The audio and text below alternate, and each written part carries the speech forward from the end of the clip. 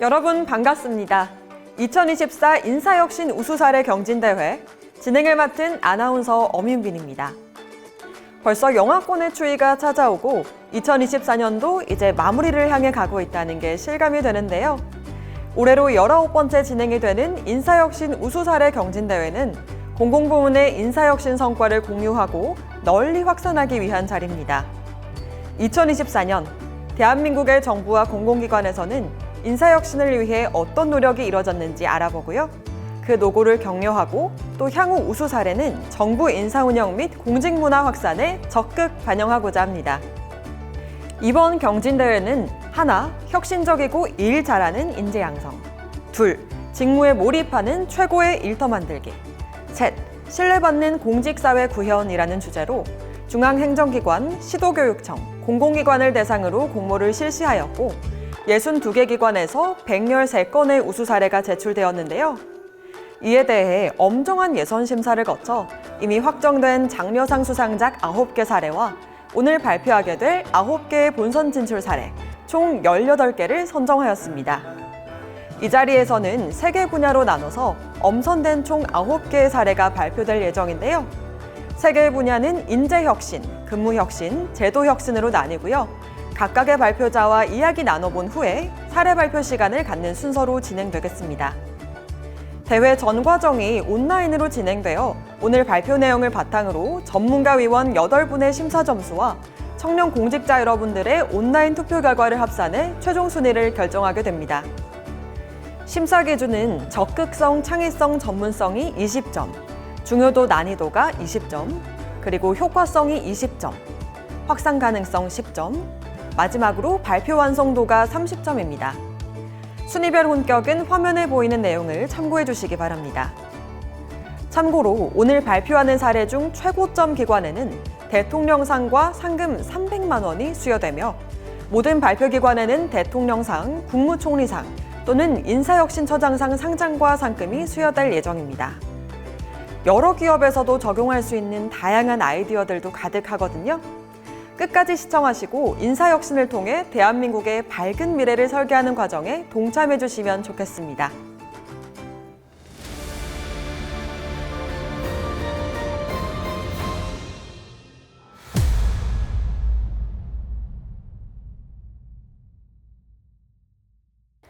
그럼 지금부터 경진대회 시작하겠습니다. 첫 번째, 인재혁신 분야부터 이야기 나눠볼게요. 오늘 관세청, 특허청, 해양경찰청의 관계자분께서 함께해 주셨습니다. 먼저 자기소개와 인사 부탁드리겠습니다. 관세청 관세인재개발원 디지털교육기획팀장 한혜진입니다. 안녕하세요. 네, 안녕하세요. 안녕하십니까. 특허청 혁신행정 담당관실에서 근무하고 있는 유성전 사무관입니다. 네, 안녕하십니까. 네, 해양경찰청 경장 홍근입니다. 네, 안녕하세요. 요즘 마약과 관련된 기사들 정말 자주 보게 되는데요.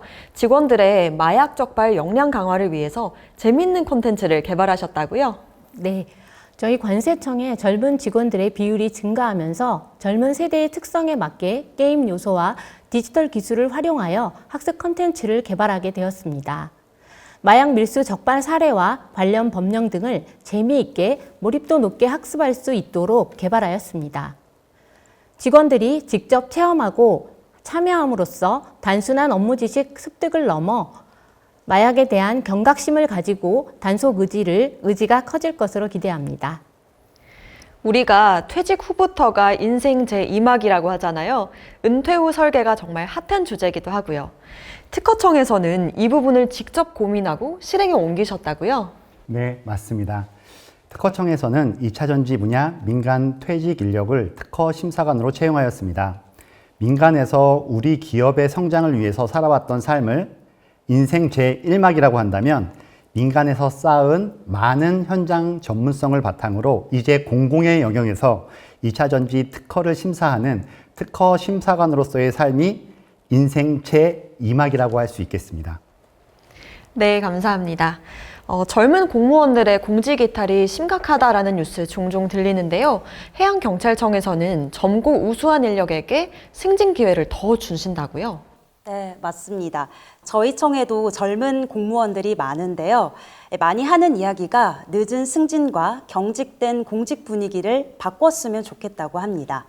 그래서 이번에 역량이 우수한 직원에게 승진의 기회를 넓히고 그리고 고위직으로 승진할 수 있도록 디딤돌 역할을 할 수 있는 승진 제도를 마련하게 됐습니다. 청소년들에게도 콘텐츠를 활용해서 마약 예방 및 근절 교육을 하고 계신데요. 여기에 대한 학생들의 반응 어떤가요? 네, 기존의 마약 예방 교실에서는 마약은 안 된다, 위험하다 등의 메시지 전달을 위한 강의 위주로 진행되어 청소년들의 흥미를 유도하기 어려웠습니다.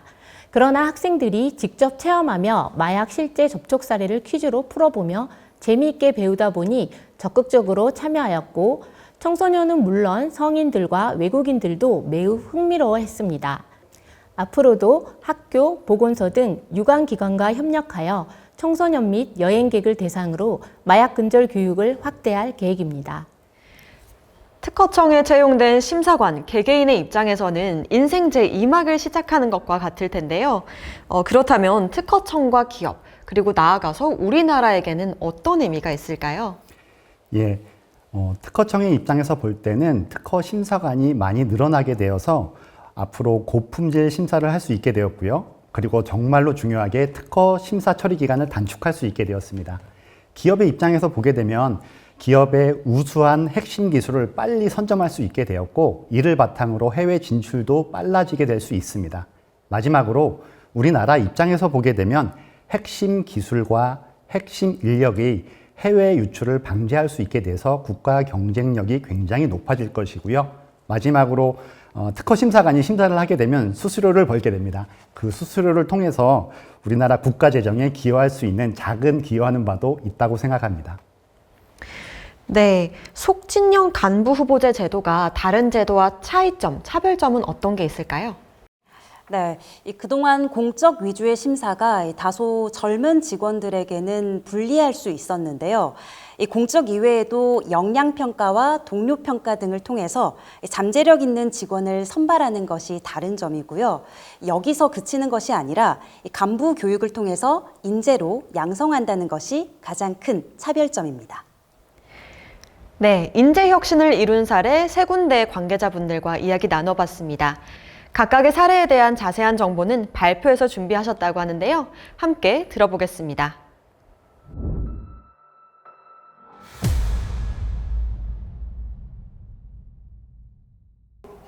안녕하세요. 관세청 관세인재개발원에서 디지털 콘텐츠를 개발을 담당하고 있는 한혜진입니다. 지금부터 관세청에서 신기술을 접목하여 개발한 체험형 디지털 콘텐츠를 소개해드리겠습니다. 소개드릴 순서는 추진 배경, 개발 개요 및 장애 극복 내용, 주요 성과 및 홍보 현황과 향후 계획 순으로 말씀드리겠습니다. 최근 마약 밀반입 급증에 따라 관세 국경에서 마약을 단속하는 관세청 직원의 단속 역량이 매우 중요합니다. 이를 위해 학습 콘텐츠에 대한 개발 필요성이 제기되었으며 디지털 세대에 친숙한 MZ세대를 위한 디지털 기술을 접목한 학습 콘텐츠를 개발하게 되었습니다. 학습 내용과 재미 요소, 디지털 요소를 융합하여 계획을 수립하였습니다. 디지털 콘텐츠는 5단계 개발 과정을 거쳐 7단계 가이드라인을 적용하여 프로토타입을 개발하여 수정 보완 후에 완료하였습니다. 콘텐츠를 개발하는 데 있어 가장 힘들었던 점은 어떻게 학습 내용에 최적의 디지털 기술과 게임 요소를 접목하여 학습 효과를 향상할 수 있는지였습니다. 다양한 게임 요소와 최신 마약 사례를 활용하여 학습 몰입도와 현업 활용도를 제고하였습니다. 두 번째는 개발 비용에 관한 문제입니다. 내부 전문가를 활용하여 비용을 절감하고 국제기구와 협력하여 비용 부담을 제거하였습니다. 또한 호환성 있는 윈도우 방식을 채택하고 대국민 버전을 추가 개발함으로써 활용도를 확대하였습니다. 기본 업무 지식 습득, 마약 검사 실무 역량 제고, 교육 홍보 강화를 위한 3가지 학습 콘텐츠를 상세히 설명드리겠습니다. 첫 번째는 터치스크린 방식의 마약 찾기 게임입니다. 제한된 시간 안에 마약을 맞추고 엑스레이 판독 화면에 숨은 마약을 찾아내는 등 게임 방식으로 재미있고 쉽게 학습이 가능합니다. 마약 찾기 게임 시연 영상을 함께 보시겠습니다.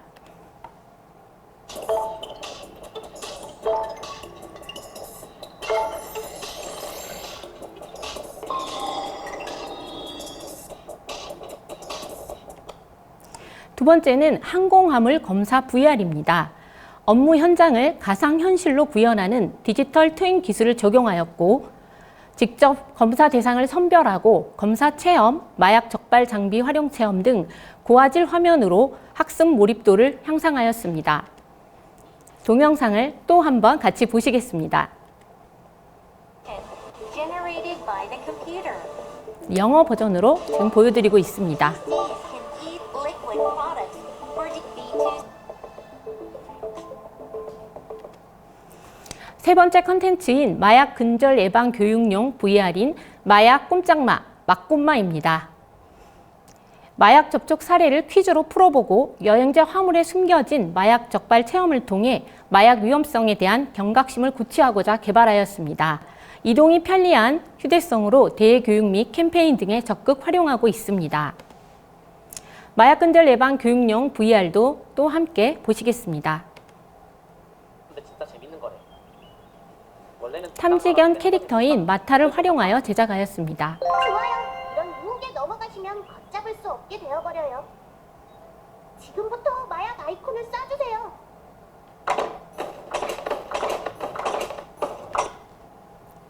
이들 디지털 콘텐츠의 주요 성과는 세 가지로 말씀드리겠습니다.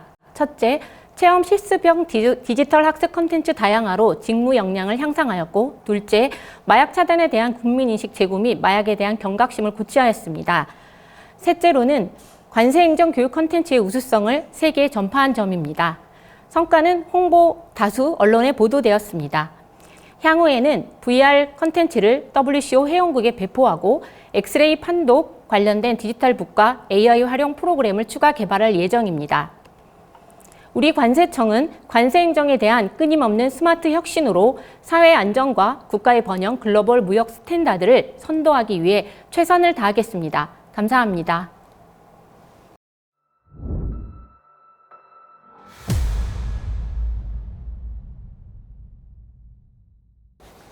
안녕하십니까. 특허청 유성전 사무관입니다. 오늘 소개해드릴 특허청 인사혁신 우수 사례는 민간 퇴직 인력을 특허심사관으로 채용한 사례입니다.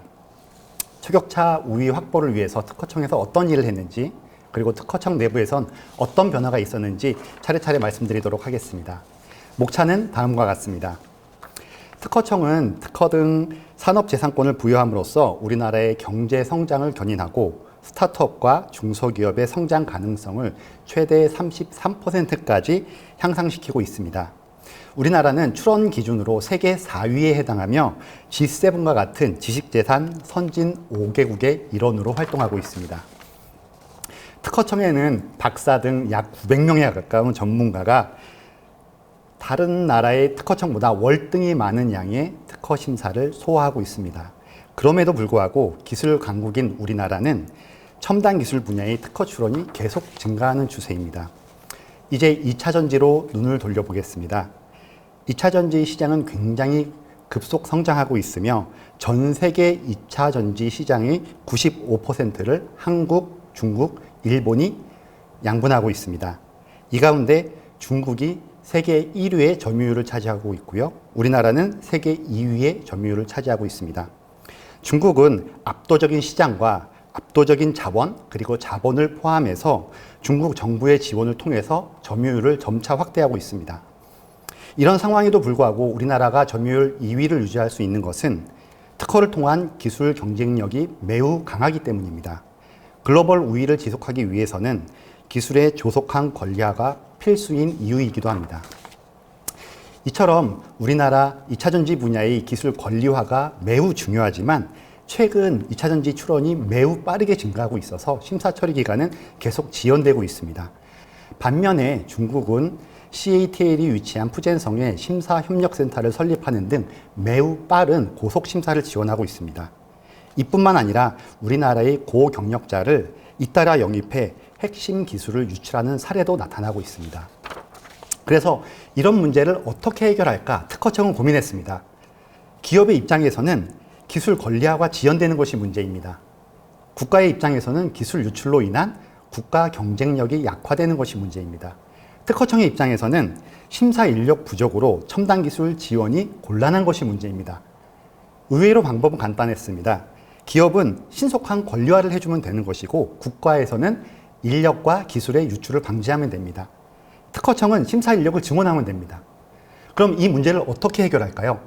특허청은 민간 고경력자를 특허 심사관으로 채용함으로써 이 세 가지 문제를 모두 풀고자 했습니다.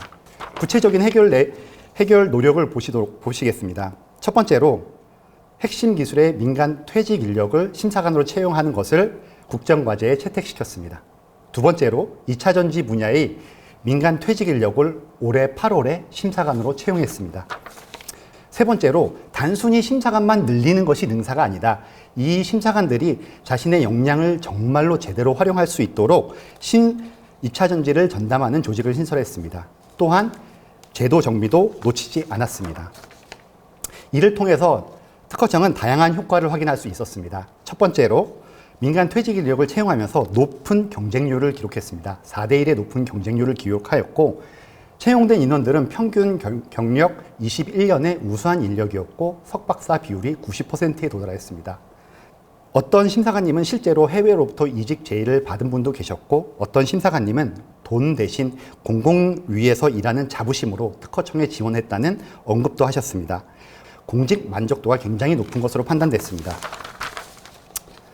또한 신설 조직은 단순히 1인 단독 심사에서 3인 협의 심사를 통해서 심사 품질을 향상하는 노력을 하였고 우선 심사 제도를 2차 전지에 도입하여서 최대한 빠르게 심사를 하면 2달 이내로 심사를 끝내는 제도 정비도 마쳤습니다.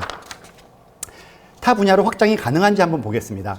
산업계에서는 2차 전지 사례를 보고서 바이오 등으로 확장을 요청하였고 특허청은 행안부, 기재부와 협의를 거쳐서 현재 바이오, 인공지능, 첨단 로봇 분야의 심사관을 채용 중에 있습니다. 또한 특허청과 같이 전문성을 기반으로 하는 심사 조사 업무를 수행하는 타 부처로도 확장 가능할 것으로 판단하고 있습니다. 앞으로도 특허청은 지속적인 인재 개발 그리고 인재 혁신을 통해서 국민과 기업에 도움이 되도록 노력하겠습니다. 감사합니다.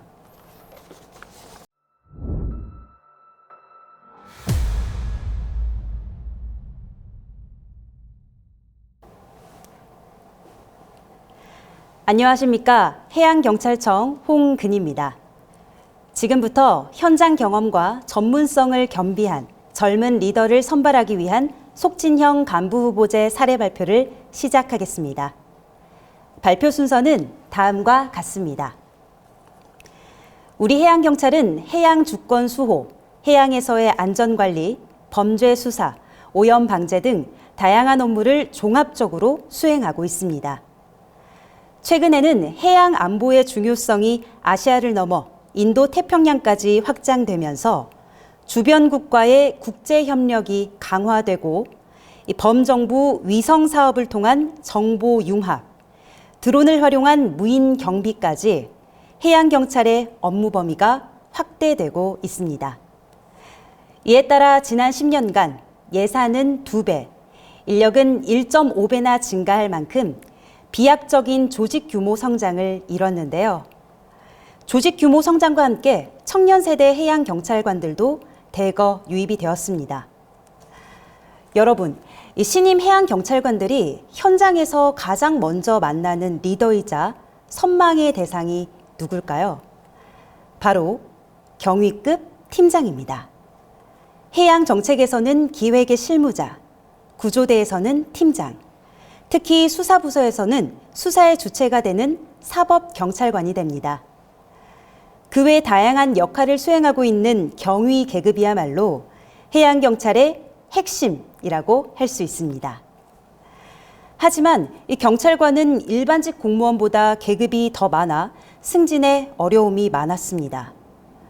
특히 해양경찰의 핵심인 경위 계급까지는 평균 13년이 걸려서 젊은 패기와 포부를 가진 청년들이 자신의 역량을 발휘하기 어렵다고 느끼고 실망감에 퇴직을 고민하기도 합니다. 우리는 청년 세대에겐 기회와 동기를 부여하고 젊은 리더를 양성해서 이 조직의 경쟁력을 높일 수 있는 혁신적인 방안이 필요했습니다. 그래서 현장 경험과 역량, 이 젊은 패기와 포부를 두루 갖춘 청년 세대 경찰관을 빠르게 승진시켜 이 조직의 중추적인 역할을 할 수 있는 발판이 될 속진형 간부 후보제를 생각해 냈습니다. 이 제도를 도입하기 위해 외국의 해양경찰 제도와 우리나라의 해군, 경찰, 인사처까지 여러 기관의 유사 사례를 비교했습니다. 하지만 이 속진형 간부 후보제 시행까지는 헤쳐나아갈 파도가 많았습니다. 과거에 다양한 방안들로 속진제를 시도했지만 시행 문턱에서 현실의 높은 파도를 넘지 못했습니다. 우리는 포기하지 않았습니다. 먼저 제도 도입 단계부터 전 부서가 머리를 맞대고 함께 고민했습니다. 선발 과정부터 교육, 복무와 성과 관리, 그리고 법령 개정까지 전 과정에 대한 해결 방안을 함께 마련했습니다. 새로운 정책에 대한 수용도와 공감대를 형성하기 위해 현장 설명회를 개최하고 실수요자인 경사그룹과 집단 토론회를 거쳐 정책을 보완해 나갔습니다. 지속적인 운영 기반 마련을 위해 법령 개정도 추진했습니다. 일반적으로 법령 개정은 6개월 이상의 긴 시간이 소요되는데요. 법령 개정 시까지 안정적으로 추진하기 위해 자체 적극행정위원회를 통해 제도 시행을 앞당길 수 있었습니다. 또한 공정한 절차 역시 중요했습니다. 공적에 대해서는 공개 검증을 거치고 외부 전문기관을 통한 객관적인 역량평가를 진행했고요. 같이 근무했던 동료들을 대상으로 동료평가를 진행해서 객관성을 더했습니다.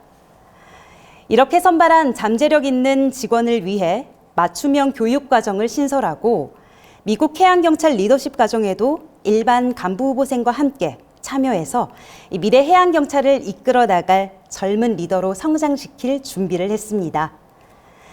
많은 역경을 거쳐 더욱 단단해진 해양경찰의 속진형 간부 후보제는 그동안 순경에서 경위까지 13년 소요되던 기간을 5년 만에 승진 가능하도록 단단한 제도적 기반을 마련했습니다. 젊은 청년 세대에게 순경 출신이라도 역량이 있다면 고위직으로 도약할 수 있다는 기대와 동기부여를 마련했습니다. 그리고 현행 특별승진 제도 안에서 재직 공무원들의 신분 변동 없이 기관 상황에 맞게 자유롭게 운영할 수 있어서 공직사회에 활력을 불어넣을 수 있을 것으로 기대합니다. 자, 올해 첫 시행한 속진형 간부 후보제로 선발한 젊은 리더들의 모습입니다. 선발 소감과 포부를 잠시 들어보시죠. 안녕하십니까. 속진형 간부 후보제에 선발된 김진표입니다. 저는 앞으로 현장에서 배운 값진 경험을 토대로 조직의 비전을 실현하는 데 있어 현장과 정책을 이어줄 수 있는 가교 역할을 하겠습니다. 속진형 간부후보 화이팅! 청년이 꿈을 펼칠 수 있는 활기찬 공직 문화, 한반도를 넘어 세계의 중심이 되는 해양 강국, 해양경찰청의 젊은 리더들과 함께 만들어 가겠습니다. 감사합니다.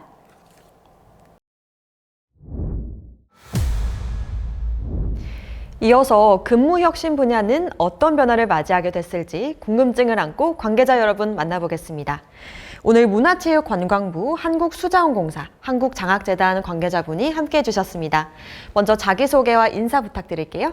네, 안녕하세요. 저는 문화체육관광부 운영지원과 김현진 주무관이라고 합니다. 네, 안녕하세요. 네, 안녕하세요. 한국수자원공사 인사부장 김여정입니다. 네, 감사합니다. 안녕하십니까. 저는 한국장학재단에서 인사 업무를 담당하고 있는 김민재 처장이라고 합니다. 네, 문화체육관광부에서는 민원 근무자를 보호하기 위한 특단의 대책을 내놓으셨다고요? 네, 현재 문화체육관광부 민원실은 1층 로비에 자리하고 있어서 민원인들께서 찾아오시는 접근성은 좋으나 위험에 노출되어 있습니다. 이번에 민원실 내 CCTV, 안전가림막, 비상벨, 웨어러블 캠을 구입하여 악성 민원을 대비한 안전장치를 마련하였습니다. 일과 육아의 병행, 참 어렵고 고된 일입니다. 육아 공백을 없애기 위해서 근무 혁신을 추진하신다는데 어떤 내용일까요? 네, 먼저 공공기관 중에서 가장 유연하다고 자부하는 육아 집중형 유연근무제가 있고요. 또 육아휴직자들의 승진차별을 완전히 해소하였습니다. 또 저희가 K-워터만의 그 특화된 아이돌봄 336 제도를 새롭게 마련하였습니다. 부족한 직장 내 어린이집을 해결하기 위해서 공공기관들이 머리를 맞대셨다고요? 네, 일과 육아를 병행하는 것은 매우 힘든 일이라고 생각을 하는데요. 재단의 경우에는 육아휴직률이 전 직원 중 10%나 될 정도로 업무 공백이 매우 심각한 상황이었습니다. 때문에 일과 가정의 양립을 위해서 재단은 직장 어린이집이 필요했고 한국철도공사의 경우에는 어린이집은 있는데 원화수가 매우 부족해서 운영을 지속하기가 어려운 상황이었습니다. 이렇게 문제가 있는 두 개의 기관이 만나서 일과 가정의 양립을 이루게 되었습니다. 네, 획기적인 해결책들이 정말 가득한데요. 추가로 궁금한 점들 하나씩 여쭤보겠습니다. 먼저 문화체육관광부 담당자분, 민원실내 CCTV를 통해서 24시간 내내 녹화를 한다는 것에 대해서 혹시 직원분들의 반발은 없으셨나요? 네, 전 직원이 흔쾌히 CCTV 영상정보 수집 동의서에 동의를 해주었습니다. 언제든 악성 민원이 문을 열고 들어올 수 있다는 두려움보단 안전한 근무 환경이 조성되어 만족하며 근무하고 있습니다. 말씀하셨던 근무 혁신을 추진하면서 한국수자원공사가 최종적으로 이루고자 하는 목표는 무엇일까요? 네, 현재 우리나라 합계 출산율이 0.7로 초저출산 국가에 해당하는데요. 여기서 벗어나려면 출산율을 1.3까지 끌어올려야 합니다. 그래서 저희 K-워터의 가족 친화 경영 브랜드 네임이 아이조아 1.3입니다. 지속적인 가족 친화 경영으로 대한민국 합계 출산율이 1.3이 되는 날까지 K-워터는 최선을 다하겠습니다. 직장 어린이집이 생긴 후에 생긴 가장 큰 변화는 무엇인가요? 네, 제가 사내부부로서 어린이집에 2명의 자녀를 지금 등하원을 하고 있는데요. 어린이집이 생기기 전까지는 주변에 아이들을 돌봐줄 수 있는 사람이 없어서 이제 와이프랑 같이 휴직을 할 수밖에 없는 상황이었습니다. 하지만 직장 어린이집이 생기고 나서는 가까운 거리에 자녀가 있다는 생각에 일에 조금 더 집중을 할 수 있었고 지금은 와이프랑 같이 복직을 해서 등하원을 하면서 일과 육아를 같이 하게 되었습니다. 네, 말씀해 주시는 걸 들으면서 더 궁금증이 커지고 있는데요. 사례 발표를 통해서 더 경청해 보겠습니다. 함께 들어보겠습니다.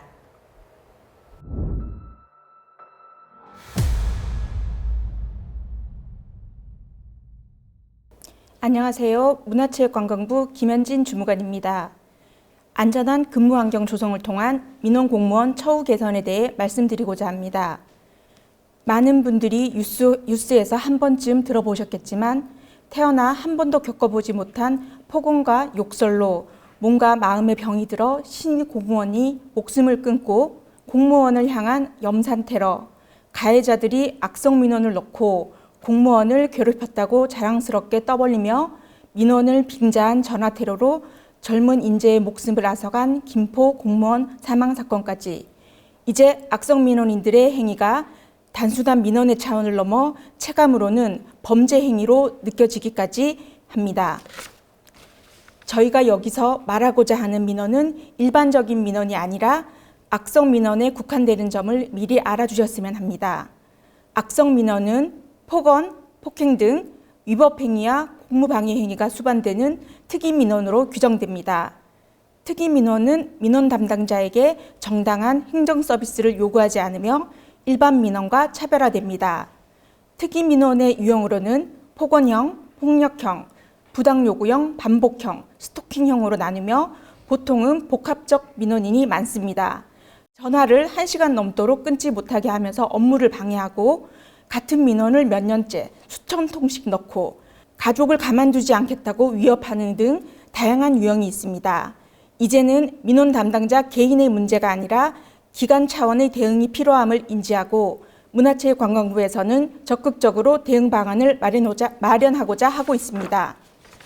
민원인의 불법 행위로부터 1차적 보호막 역할을 하는 안전가림막을 민원실에 설치하였습니다.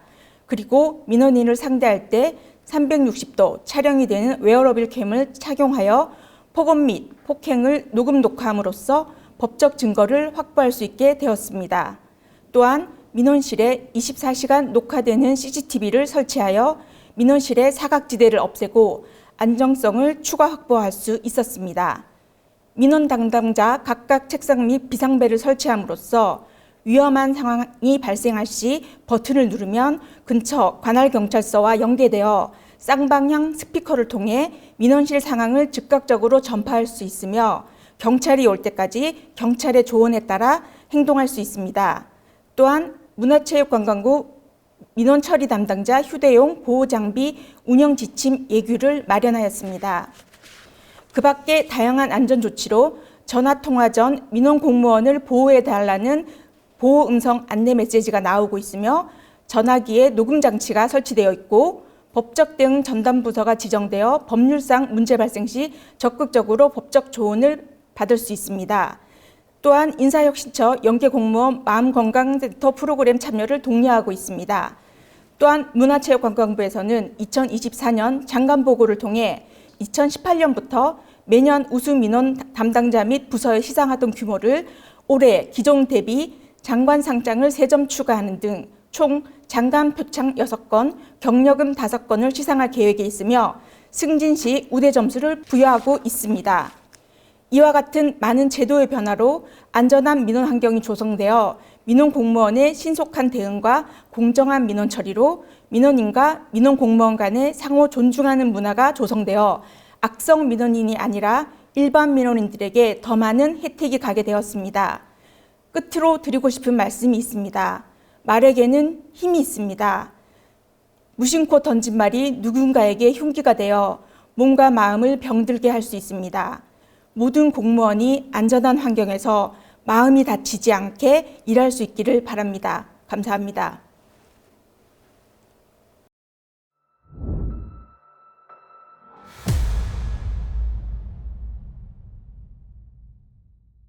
안녕하십니까. 육아공백 제로 K워터형 가족친화 근무제도 완성 사례를 발표하게 된 한국수자원공사 K워터 인사부장 김여정입니다. 저희는 왜 이걸 고민하게 되었을까요? K워터에는 주말 부부가 많습니다. 저도 그중 한 명이고요. 220개 사업장 중 약 13%만 도시에 위치하고 5년 단위 순환근무를 해야 하기 때문입니다. 그래서 아이 키우기 참 힘든 회사입니다. 매년 출산하는 직원도 줄어들고 있습니다. 결혼이 늦어지면서 출산과 육아를 본격적으로 시작해야 하는 시기에 바로 승진이라는 직장 생활에 있어 가장 중요한 시기를 동시에 맞이하게 되었기 때문입니다. 여느 공공기관 못지않은 가족친화 제도를 K워터도 갖추고 있지만 불이익을 받을까봐 눈치가 보여서 온전히 쓰지 못하고 또 용기 내어 쓴다고 해도 일정 시기가 지나면 제도적 공백 때문에 일과 육아를 병행하는 데 어려움이 있었습니다. 이런 상황에서 나온 정부의 저출생 대책에 경영진과 노동조합이 크게 공감했고 의기투합했습니다. 그래서 올해 4월 노사공동 가족친화경영 TF를 통해 근무제도의 혁신이 시작되었습니다. 첫째, 주말부부 직원들을 위한 육아집중형 유연근무제입니다. 매월 평균 주 40시간 범위 내에서 자유롭게 출퇴근을 설계하여 금요일 12시 퇴근이 가능해졌고 여기에서 한 발 더 나아가 격주 4일제까지 도입하였습니다. 또 만 8세 이하 자녀를 둔 직원들은 월 32시간 안에서 필요할 때 재택근무를 할 수 있는 시간선택형 재택근무제도 신설하였습니다. 둘째, 승진 때문에 출산 시기를 늦추거나 망설이지 않도록 육아휴직자 승진 차별을 전면 해소했습니다. 승진 자격을 갖췄다면 휴직 중이더라도 대상자에 포함하고 또 모든 자녀에 대해 휴직기간을 근속기간으로 인정하였습니다. 셋째, K워터형 아이돌봄 336 제도입니다. 아이돌봄이 가장 필요한 시기인 영아기, 초등학교 입학기, 그리고 육아휴직 복직기에 육아시간 사무외출 의무 사용을 설정하여 눈치 보지 않고 마음껏 제도를 사용할 수 있게 했습니다. 마지막으로 긴급한 야근 출장에도 돌봄 걱정 없도록 직장 어린이집 야간 보육 서비스도 도입했습니다. 물론 과정이 순탄치는 않았습니다. 업무 공백에 대한 우려, 또 여전히 눈치 보는 분위기, 역차별에 대한 불만의 목소리도 있었습니다. 그래서 저희는 업무 공백을 해소하기 위해 제도와 시스템을 개선했고 제도 사용률을 부서 내부 평가 가점 지표로 반영하여 활성화를 유도했습니다. 또 역차별에 대해서는 재직 기간 중의 성과로 근무평가 점수를 부여하되 보직 부여 기준을 후순위로 배치하여 재직자와 차별화하였습니다. 무엇보다 조직 구성원의 인식 변화가 필요했습니다. 그래서 TF 초기부터 조직문화 분과를 신설하여 전사적인 인식 개선 활동을 병행하였습니다. 그 결과 K워터는 자녀가 만 8세가 될 때까지 공백 없이 그리고 그 이후에도 일과 육아를 병행할 수 있는 가족 친화 근무 제도가 완성되었습니다. 직원들의 호응은 놀라웠습니다. 직원의 60%가 유연근무제를 사용하고 있고 또 육아휴직자도 정체 중이다가 대폭 증가하였습니다. 이를 반영해서인지 지난 11월 발표된 신뢰 경영 지수에서 K워터는 작년보다 무려 7점이 증가한 87점으로 역대 최고점이자 공공기관 중 최고 수준을 기록했습니다. 앞으로는 저희의 제도 혁신을 K워터 자회사까지 확대하고 또 성과를 타 공공기관에도 확산하겠습니다. 또 추가 과제 발굴과 직원 공감대 형성을 위해서도 노력할 계획입니다.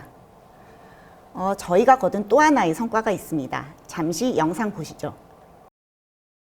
아이를 가지고 이제 아이를 낳고 기르는 게 회사에서는 좀 페널티로 작용을 할 수가 있다는 생각.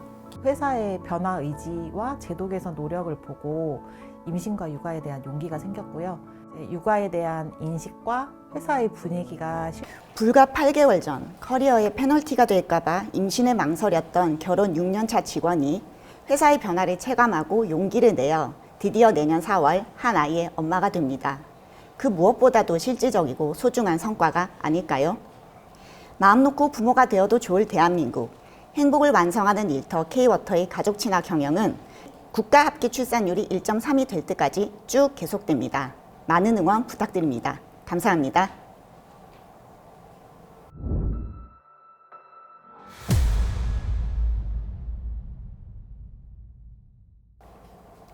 안녕하십니까. 저는 한국장학재단에서 인사 업무를 담당하고 있고 동시에 사내부부로서 두 아이를 등하원시키는 학부형 김민재 차장입니다. 금일 저희 기관의 사례를 발표할 기회를 주셔서 정말 감사합니다. 재단은 경제적 여건에 관계없이 누구나 고등교육 기회를 가질 수 있도록 지원함으로써 국가 인재 육성에 기여하는 기관입니다.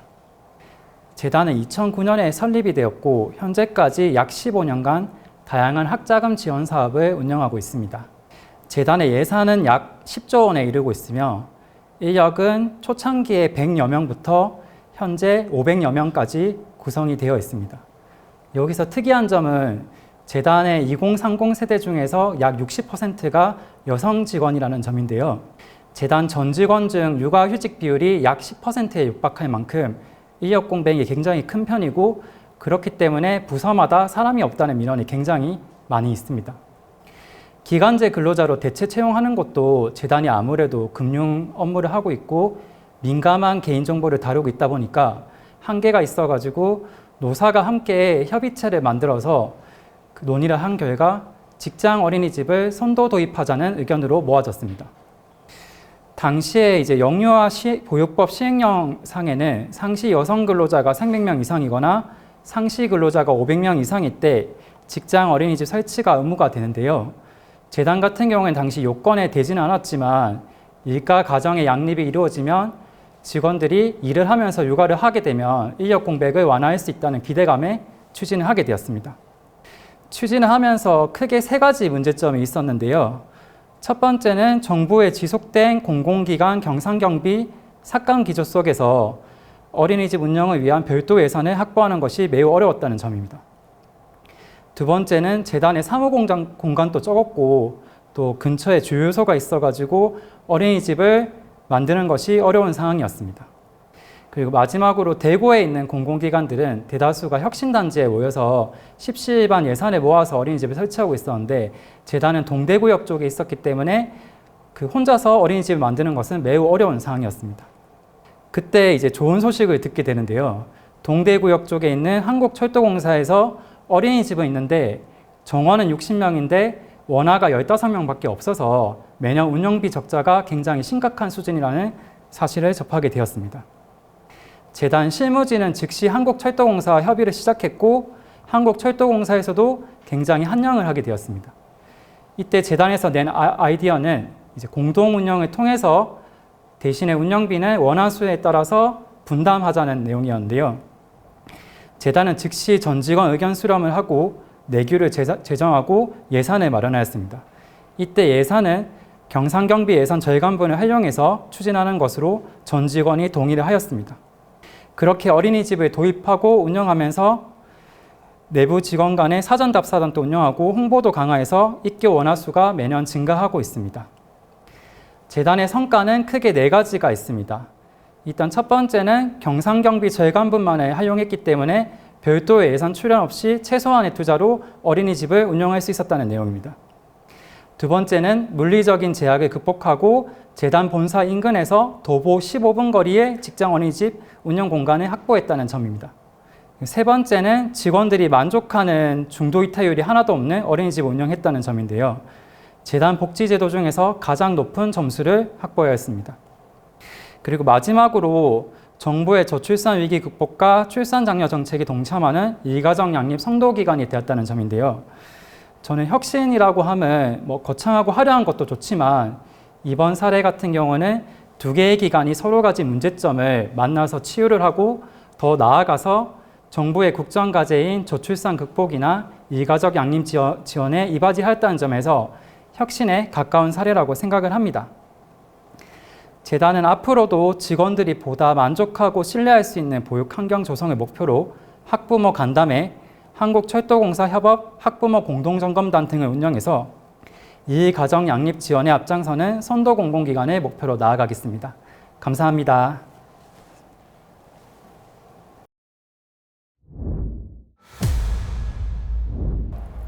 인재혁신, 근무혁신에 이어서 마지막 제도혁신 이야기로 이야기 이어가 보겠습니다. 이번에도 세 곳에서 사례 발표 준비해 주셨습니다. 먼저 고용노동부, 산림청, 한국산림복지진흥원에서 나와주셨는데요. 먼저 자기소개랑 인사 간단하게 부탁드리겠습니다. 네, 고용노동부 감사관실에서 직원보호 업무 담당하고 있는 홍재만 주무관입니다. 네, 안녕하십니까. 산림청 운영지원과에서 인사 업무 담당하고 있는 노민희 주무관입니다. 네, 안녕하십니까. 한국산림복지진흥원의 인재경영팀장을 맡고 있는 박규재라고 합니다. 네, 우선 특별민원이 어떤 것인지 알아봐야 될 것 같은데요. 어떤 민원을 특별민원으로 분류하나요? 대부분의 선량한 민원이 아닌 폭행, 협박, 욕설 등으로 공무에 지장을 초래하는 민원, 정당한 업무 수행에 대해 담당자 징계 요구, 고소 등을 하는 민원을 순화하여 특별 또는 특이 민원으로 지칭, 분류하고 있습니다. 산림재난 최근 더 심각해졌다고요? 네, 맞습니다. 굳이 연구자료로 수치를 확인하지 않더라도 최근 기록적인 또는 관측 이래 최대 이런 수식어들을 기상예보에서 많이 접하실 수 있는데요.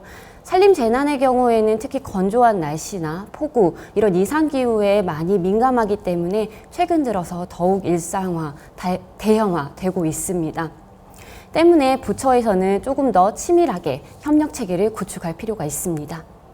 미국의 연방공개시장위원회와 약자가 같은데요. FOMC란 어떤 것인가요? 네, FOMC란 한국산림복지진흥원의 영문 약자 FOWI의 FO, 관리자 매니저의 M, 후보자 캔디데이트의 C의 합성어로 팀장 이상 보직을 부여하기 이전에 역량평가를 통해 관리직 자격을 부여하는 한국산림복지진흥원만의 관리직 후보자 제도를 의미합니다. 국가기관에서 일반인을 고발 조치한다는 점이 일반 국민 정서에서는 조금 맞지 않을 수도 있지 않을까요? 기관 고발 등 특별 민원에 대한 엄정 대응은 단순히 항의하거나 불만을 제기한다고 이루어지는 것은 아닙니다. 공무집행 방해 등 중대한 위법 행위에 대한 대응이고, 이를 통해 직원들은 고유 업무에 몰입하고 대부분을 차지하는 선량한 민원인에 대한 양질의 대국민 서비스를 제공하고자 합니다. 산림재난, 특히 산사태를 효과적으로 대응하기 위해서 여러 관계부처와 힘을 합쳤다고 들었습니다. 네, 맞습니다. 아까도 말씀드렸듯이 기후위기로 산림재난의 위험성은 더 커지고 있습니다. 특히 산사태의 경우에는 워낙 빠르게 피해가 발생을 하기 때문에 예측과 예방이 더욱 중요한데요. 예측과 예방을 더 잘하려면 어떻게 해야 되는지 고민을 하다가 관계부처와 힘을 모아서 그 정보를 모으고 공동 대응을 하기 위해서 저희가 협력 체계를 구축했습니다. 이따 사례로 자세히 말씀드리도록 하겠습니다. 관리직 후보자 자격을 부여하기 위해서 역량평가를 도입하셨는데 역량평가 모델은 어떻게 설계하셨나요?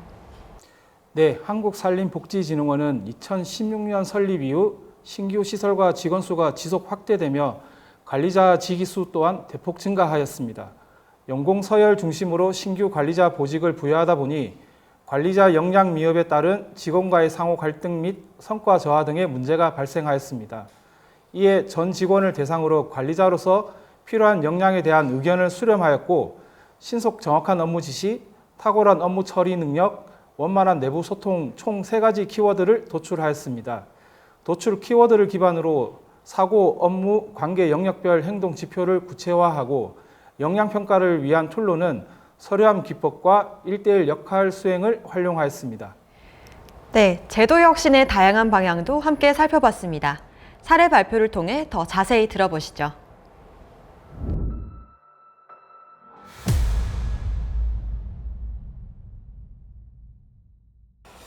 안녕하십니까. 고용노동부 홍재만 주무관입니다. 지금부터 특별민원 직원보호반 운영으로 직원보호 및 만족도 제고라는 주제로 발표를 드리겠습니다.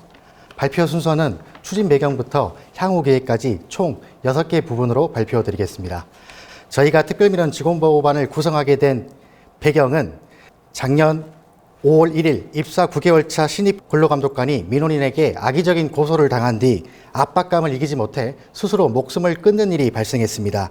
이 사건 이후 조직 차원의 대응이 필요하다는 내부 목소리가 대두되었고 이에 저희는 직원보호반을 구성하게 됐습니다.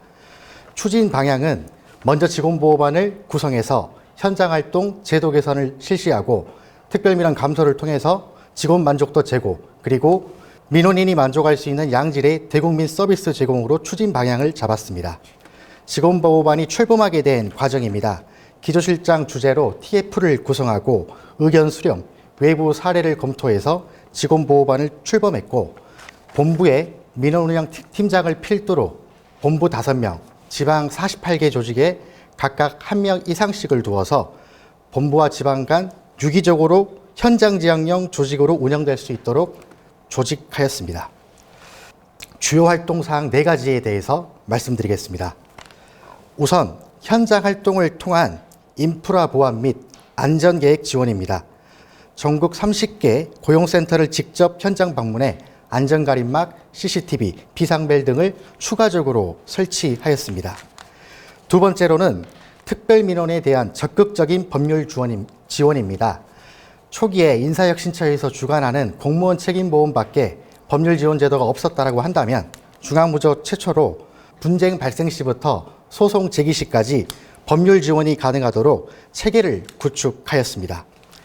세 번째 활동사항은 특별민원 대응 종합 매뉴얼 제작 및 모의훈련 실시입니다. 직원들이 자체적으로 특별민원에 대응할 수 있도록 우리 부 실정이 만든 종합 매뉴얼을 발간 및 배포하고 대응 능력을 향상시키기 위한 모의훈련도 실시토록 하였습니다. 마지막으로 직원보호를 위한 아이디어 도입 및 심리치유 지원 부분입니다. 현장 의견을 반영해 전화 기능 등 제도를 개선, 특별민원 응대 능력이 뛰어난 직원을 선발 포상해 교육을 실시하였습니다.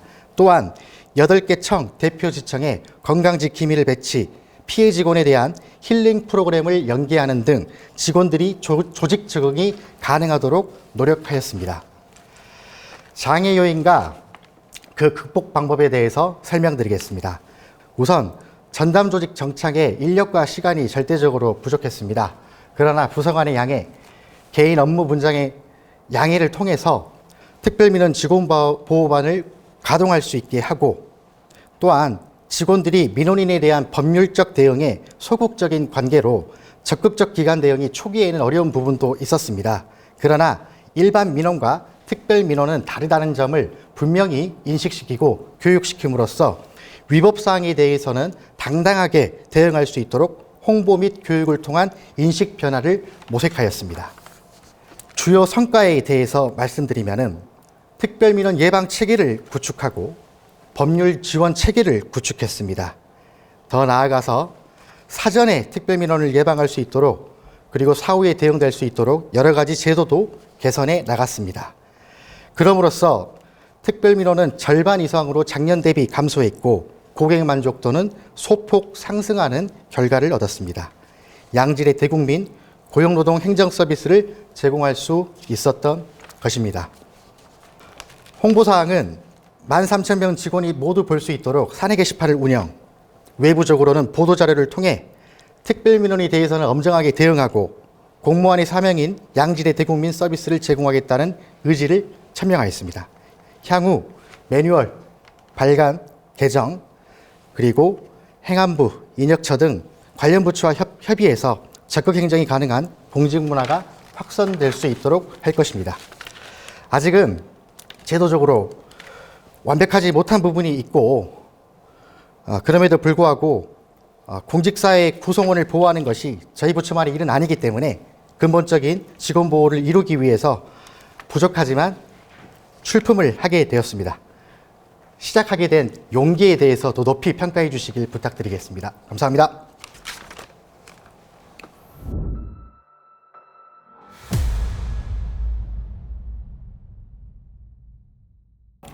안녕하십니까. 산림청 운영지원과 노민희 주무관입니다. 지금부터 2024년 산림청 인사혁신 우수 사례 함께해요 산림재난 대응에 대해서 발표를 시작하도록 하겠습니다. 목차는 다음과 같습니다. 우선 산림재난에 대해서 먼저 설명을 해드리려고 하는데요. 산림재난 어떤 것이 있을까요? 벌써 2년이 지났는데 아직도 전 국민이 가슴 졸였던 그 기억 많은 생생한 2022년 고성 산불과 같은 산불이 있을 거고요. 여름철마다 뉴스에서 접할 수 있는 풍수해와 같이 함께 들리는 산사태도 있을 것입니다. 그리고 전 국민이 사랑하는 나무 1위, 소나무를 괴롭히는 소나무 재선충병과 같은 산림병해충도 산림재난입니다. 최근 들어서 산림재난이 위험하다고 느끼셨다면 맞습니다. 기후위기로 기록적인 폭우, 폭염과 같은 이상기후가 늘어나면서 산불이나 산사태 같은 산림재난의 위험성도 빈도나 강도가 더욱더 거세질 것이라고 예측이 되고 있는데요. 실제로 전 세계적으로 뉴스를 보더라도 지금 보시는 것은 다 올해 뉴스인데요. 필리핀이나 베트남 같은 곳에서도 산사태 피해가 많이 발생하고 있다고 합니다. 그렇다면 우리나라는 안전할까요? 지금 당장 창밖만 바라보더라도 우리는 지평선보다도 산을 먼저 눈에 담게 됩니다. 전 국토의 63%인 산림, 지금 사진을 보시면 도로, 민가, 아파트까지도 산림을 연접하고 있는데요. 근데 안타깝게도 이러한 산림의 응집력이 낮은 마사토의 비중이 굉장히 높아 우리나라의 산은 산사태에 취약하다고 합니다. 그렇다면 위기는 늘어나고 있고 그리고 취약한 우리의 산림, 어떻게 산사태를 대응해야 될까요? 산사태 막을 수는 없지만 피할 수는 있습니다. 예측과 예방을 통해서 산사태를 적극적으로 막기보다는 안전하게 피할 수 있도록 저희가 정보를 제공하고자 노력하고 있습니다. 실제로 산림청에서는 사방댐을 조성을 하고 산지사방 사업을 통해서 구조적 대책으로 예방 사업을 실시를 하고 있고요. 그다음 비구조적 대책으로 산악 기상 관측망을 구축하고 산사태 발생할 우려 지역에 대해서 기초조사와 실태조사를 통해서 이를 시스템에 담고 위험에 대해서 국민 여러분께 안내를 해드리고자 노력을 하고 있습니다. 근데 이 정보들 다 산림청만으로 다 관리를 할 수가 있을까요? 물론 산림청이 산림의 많은 부분을 관할을 하고 있는 건 맞습니다. 하지만 기상청에 있는 강우 자료도 필요하고 사각지대를 최소화하기 위해서는 각종 취약 지역에 있는 정보도 필요할 텐데요. 그래서 산림청은 협력을 강화하도록 하고 있습니다. 지금 보시는 사진은 산사태 피해 지역 중에서 가장 많이 알고 계시는 서울에서 발생한 우면산 산사태 피해 지역입니다. 산림에서 발생한 토사이지만은 도로를 덮치고 결국 아파트까지 토사가 내려왔는데요. 이렇게 산사태의 피해는 경계 없이 발생을 하기 때문에 국토부나 행안부와 같은 부처 간의 협력이 아주 중요하다고 볼 수 있습니다. 다른 사진을 보실 텐데요. 보시면 그 고속도로변의 옆에 사면에 초록초록 많이 보이시잖아요. 이 부분도 국토부가 관할하고 있는 도로 비탈면이고요. 아파트 주변에 있는 동네 뒷산, 급경사지 이런 경우에는 행안부에서 관리를 하고 있을 수가 있습니다. 하지만 이런 취약 지역에 대해서 산림청이 이 시스템에 담지 못한다면은 산사태로부터 안전하게 국민을 지킬 수가 없겠죠. 그래서 시스템에 급경사지나 붕괴 위험 지역이나 산림 연접 농변지 같은 정보들을 최대한 담을 수 있도록 노력하였습니다. 하지만 협업 한번 해보셨던 분들 어떠신가요? 시스템 처음 시작하실 때는 이 정보를 적극적으로 협력을 해서 받겠지만 계속해서 유지를 관리를 하고 그리고 적극적으로 협력을 하는 것에 대해서는 지속성을 유지하기 위해서는 원팀처럼 활동을 하기가 쉽지가 않습니다. 그래서 산림청은 산림청 주축으로 금년 4월부터 협업 별도 정원을 확보해서 디지털 산사태 대응팀을 구축하였습니다. 산림청 주축으로 4개 부처가 함께하고 있는데요. 행안부, 국토부, 농림부가 바로 그것입니다. 각 부처에서 운영하고 있는 정보를 적극적으로 제공을 하고 공동 대응 체계를 구축을 하는데 이 팀이 가교 역할을 하고 있습니다. 또한 산림청은 기상청과 인사교류지기도 신설을 하였는데요. 기상청에서 적극적으로 같이 하자고 해주셨고 협력을 해주셔서 지금 현장까지도 기상예보를 통해서 위험한 산림 재난에 대해서 적극적으로 예측하기 위해서 협력을 간곡히 하고 있습니다. 산불에 대해서도 행정안전부, 소방청, 강원특별자치도와 상호 파견을 통해서 안전하게 대응할 수 있도록 협력체계를 간곡히 하고 있습니다. 더 위험해진다면 더 힘을 모으겠습니다. 원팀 정부로 산림재난으로부터 안전한 대한민국을 만들 때까지 함께해요. 산림재난 대응은 계속될 것입니다. 감사합니다.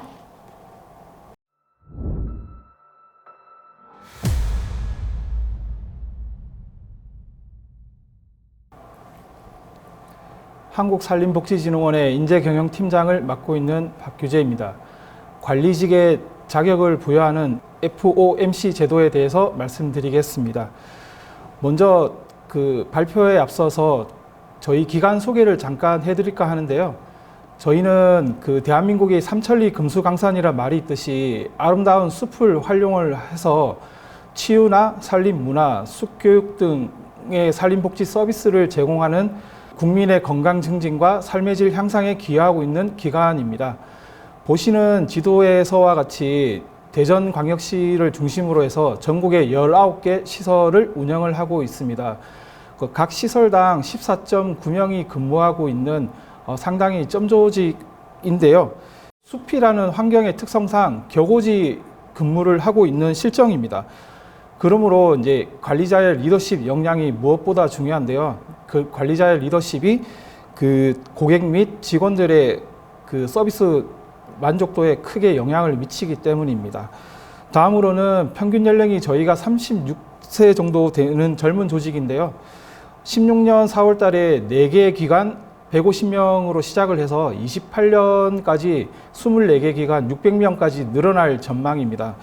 그렇게 돼서 발생된 가장 큰 문제는 관리자의 수요도 급격하게 증가한다는 것인데요. 그렇게 증가하다 보니까 기존의 연공 서열 중심으로 이제 관리자 임명을 하게 되었습니다. 연공 서열 중심으로 관리자를 임명하다 보니 젊은 직원들로부터 그 저성과 그리고 직원과의 갈등에 대한 문제가 발생이 되었습니다. 결론적으로 말씀드리면 지역적으로 분절된 조직 구조에 따른 리더십 역량이 부족이 발생했을 때 그것에 대한 신속한 대응이 어렵다는 점과 커져가는 조직에 비해 준비된 관리자가 부족하다는 실정, 그리고 연공서열 중심보다는 능력 중심의 조직 문화를 요구하는 MZ 직원들이 점점 늘어나고 있다는 이 3가지 부분을 해결하기 위해서는 관리직 후보자 제도라는 새로운 평가 제도가 필요하다는 말씀입니다. 따라서 이제 우리 진흥원은 리더십 역량을 체계적으로 확보하고 관리하기 위해 FOMC와 같은 관리직 평가 제도를 도입을 하게 되었습니다. 주요 추진 내용은 첫 번째로 이제 직원의 의견 수렴을 통해 도출된 키워드를 포함한 관리자 역량 모델링 작업과 역량 모델링된 행동 지표를 검증할 수 있는 툴로 서류함 기법과 1:1 역량 역할 수행의 평가 기법의 제도 설계입니다. 다음은 제도를 안정적으로 운영하기 위해서 관련 규정을 신설하고 고도화하는 작업입니다. 마지막으로 그 3급 과장을 대상으로 교육을 실시하고 평가를 하였다는 것입니다. 제도를 도입하기 위해서는 먼저 직원의 공감대가 필요했었는데요. 전국적으로 저희가 순환 설명회를 다니면서 직원의 공감대를 형성을 하였고요. 피평가자는 이제 새로운 평가 제도가 도입됨에 따라서 평가 제도에 대한 막연한 두려움이 있었는데 전담 교육 과정을 개설을 하면서 이 부분을 해소할 수 있었습니다. 그리고 제도를 새롭게 도입하면서 발생된 예산 문제는 인사혁신처에서 운영하고 있는 1대1 서류형 기법이나 롤플레잉 기법과 같은 기존에 이미 활용되고 있는 제도들을 도입을 해서 예산을 절감을 할 수 있었습니다. 제도 도입에 따라서 과거에 1, 2급 승진에만 활용했던 역량평가를 관리직 자격을 부여하기 위해서 좀 확대 적용하여서 이제 직무 중심으로 이제 대전환의 시작점을 찍었다는 것이고요. 다음은 관리자 역량이 향상됨에 따라서 직원들 전체적으로 근무 만족도가 5.8% 개선이 되었다는 것입니다.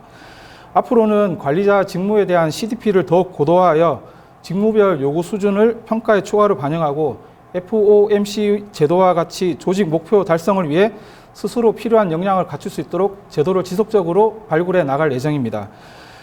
한국산림복지진흥원은 직무급을 성공적으로 도입한 경험을 바탕으로 직무중심 인사제도 도입을 변화를 시작하고 있습니다. 특히 적소적재 인력 배치 전환을 위해서 리더십 역량에 대한 객관적인 검증 체계를 활용하는 것은 필수 사항이라고 생각합니다. 따라서 저희는 FOMC와 같은 제도를 더욱더 활용할 수 있도록 노력하겠습니다. 감사합니다.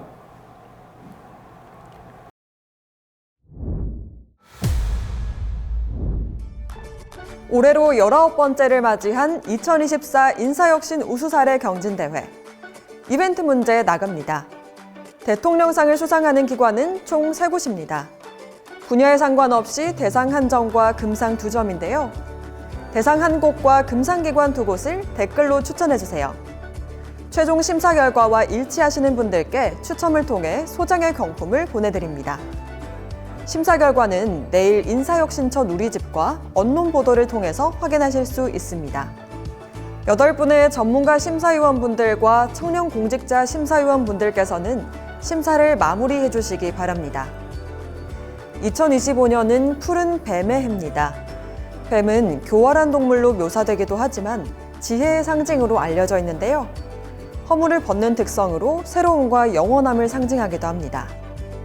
다가오는 새해에도 지혜롭고 새로운 시도로 정부와 공공기관의 변화하고 성장해가는 모습을 기대해봅니다.